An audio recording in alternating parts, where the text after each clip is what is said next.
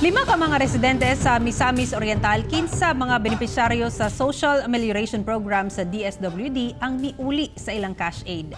Ato silang ilailahon sa report ni Cyril Chavez.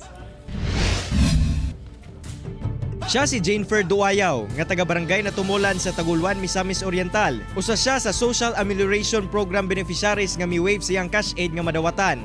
Sumala pa nga wala niya gidawat ang maong ayuda, sanglit ang iyahang bana aduna pay igong income tungod nagpadayon gihapon ang trabaho niini taliwala sa community quarantine.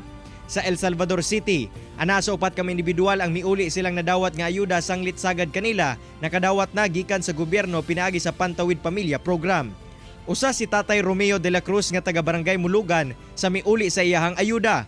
Sanglit usa siya ka retired army ug igo pa kuno ang pensyon ngayang ginadawat matag bulan. Okay raman sir, okay raman. At least nakakaraos pa rin. Na po ko'y pensyon. Maulaw po ko mudawat yun anang ingana nga. Kung kay dagaman nagkinahanglan, dili raman ako. Mga igsuna to mga kabos pod. Among lakang ni Tatay Romeo ug uban pa, gikalipay sa City Social Welfare and Development Office sa syudad sa El Salvador.